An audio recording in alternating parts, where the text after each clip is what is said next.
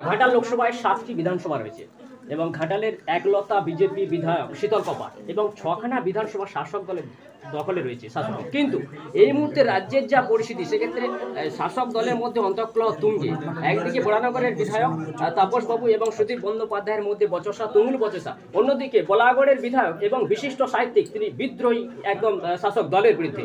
এই সব সুযোগগুলো, সুবর্ণ সুযোগগুলো কি কাজে লাগাতে পারবেন আপনারা?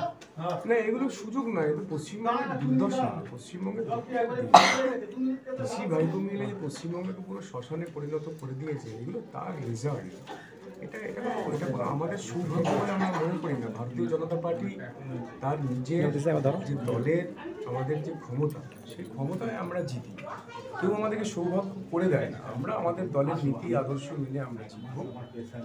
ওদের দলে কি মারামারি হলো, কি খুনোখুনি হলো, সেটা নিয়ে আমাদের কোনো সৌভাগ্যের বিষয় নয়। এটা পশ্চিমবঙ্গের মানুষের দুঃখের দিন, দুর্দশার দিন, শোচনীয় দিন। শ্মশান যে হয়ে গেছে, তার আজকে আমরা প্রতিফলন দেখতে পাচ্ছি এই সমস্ত ঘটনার মাধ্যমে। খুবই দুঃখজনক ঘটনা।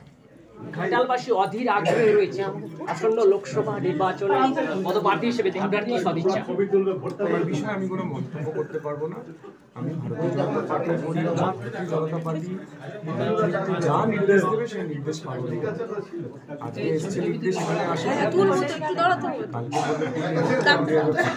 আমি এই আগে শিলিগুড়িতে ছিলাম, সেখান থেকে মালদাতে গেছিলাম, থেকে বালুরঘাট গেছিলাম।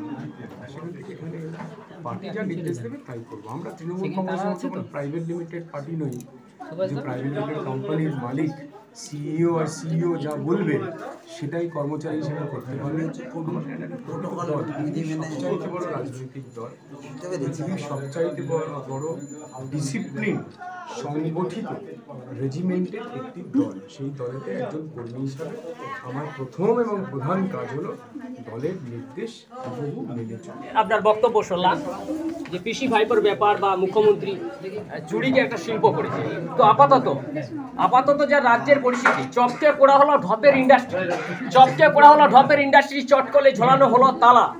মদ বিড়ি সিগারেটে ধোঁয়ায় টান ধরেছে ভবিষ্যতের শিল্পকলা। কি মনে হচ্ছে শিক্ষা দুর্নীতির যা হাল, তার তদন্ত কি 2024 লোকসভা ভোটের আগে সমাপ্ত হবে? বিচার চলছে, তদন্ত চলছে। আদালতের সিদ্ধান্ত, তাদের যে প্রসিজিওর আছে সেটাতে করবে।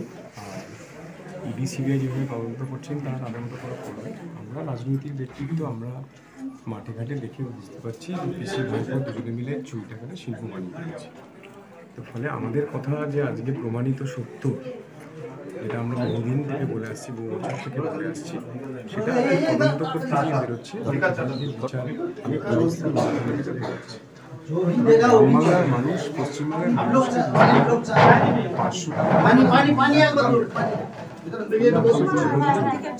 চাকরি চাই।